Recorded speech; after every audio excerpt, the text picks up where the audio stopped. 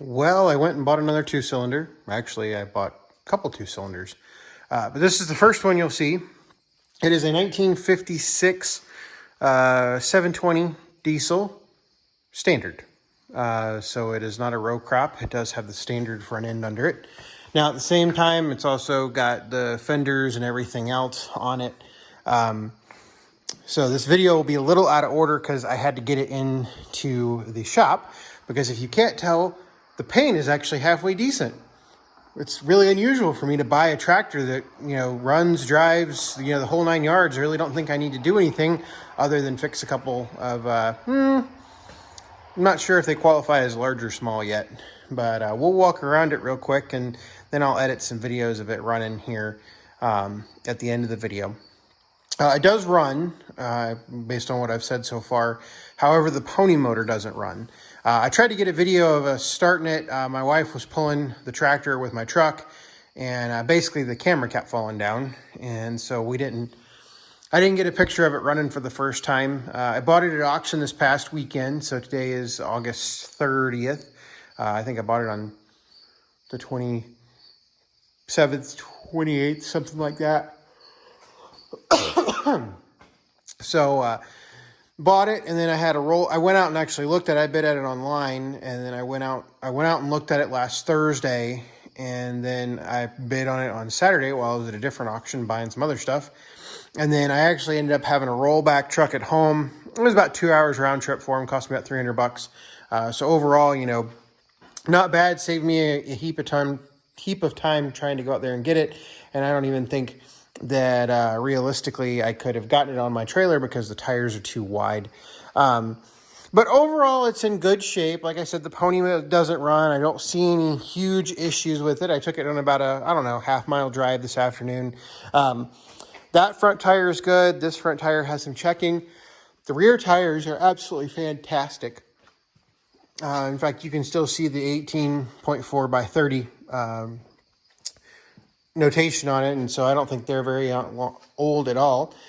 If you look, the paint job's actually halfway decent. I think it's your typical restoration paint job of the tractor still half assembled when it's painted.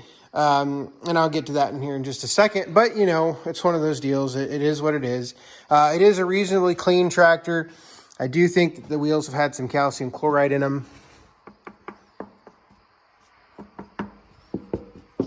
I don't know if they're still in there or not.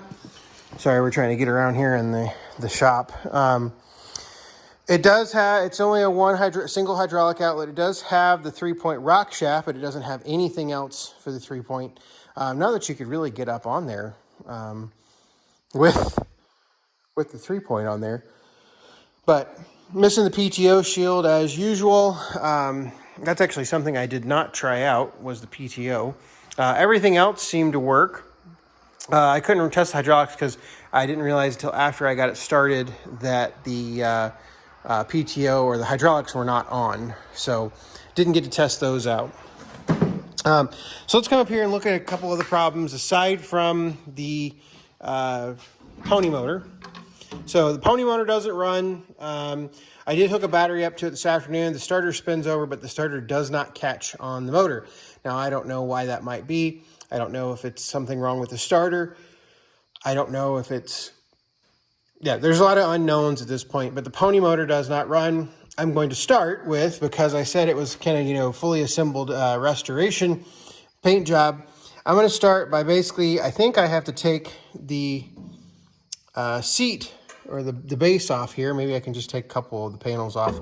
And I'm going to redo all the connections. I'm going to just clean them up, get them nice and clean. Redo the connections to the pony motor. Supposedly the big motor was rebuilt.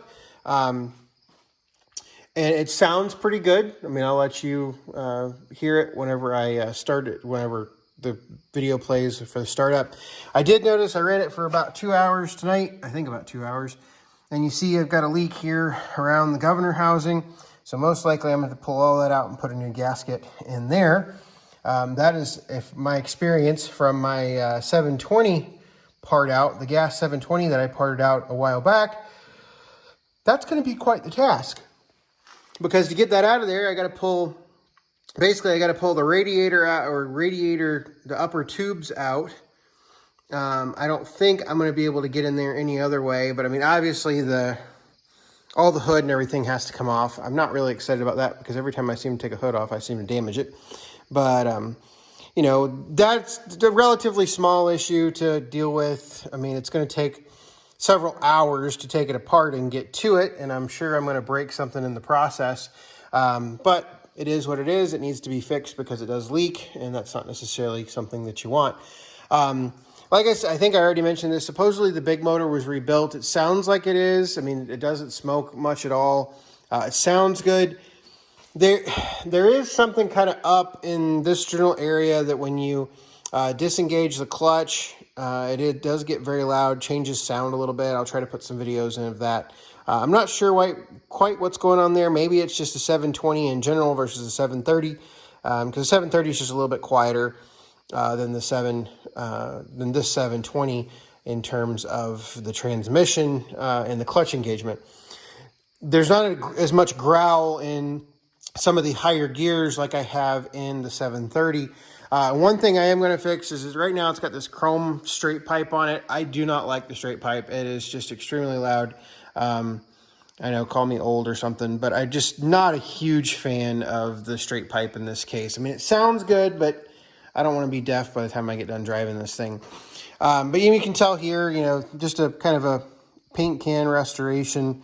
I mean, I think the paint's halfway decent, but you see they got paint on all the electrical connections and everything. So certainly something we're going to have to deal with. But overall, you know, nice clean unit. It's been sitting outside for the last couple weeks, so it's got a lot of dirt and everything on it. I don't have any plans to tackle this right now. I've got way too many other irons in the fire, so I kind of shoved it in here to where I don't have to deal with it at the moment. We're just going to let it sit in here. I made it to where I can put some stuff in front of it. It does roll and everything, so I can get it out of here if necessary. But I've got way too many other projects at this time to even attempt to even tear into this. In fact, I probably should have rolled it back a little bit farther, but I didn't. So that's probably the intro to the 720. Hopefully this winter I can get back here, do like I kind of did when I did the 820 videos. I'm not intending to put the 4066 in this building this winter. It is going to go in the shed, and it's going to go in the other building for moving snow. So that is something that's going to be a little different for this winter.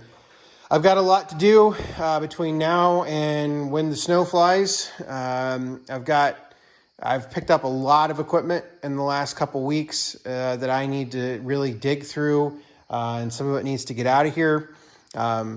If you noticed the other day, I posted a video of me driving a combine. Yes, I did buy a combine. I will get to that at a later date. It was one of those things that seemed like a good idea at the time, so I bought a combine not knowing anything about combines. But now I own a Massey Ferguson 750 combine. So if anybody is interested in combine, I got you a whale of a deal on it. But I'll go into that in another video. Then I got two other tractors that I bought at the same sale.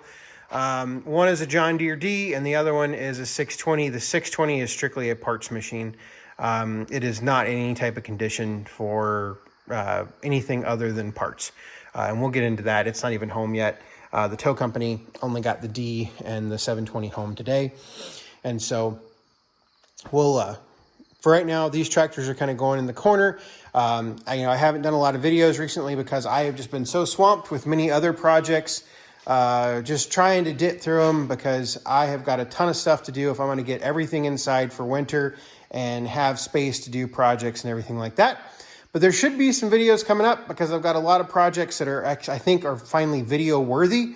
That's been my problem recently, is they're all, 30, 45 minute projects of me digging through junk. So, we're slowly getting to the point where I can probably get back to making a couple of videos every week versus the one video a week that I've been averaging.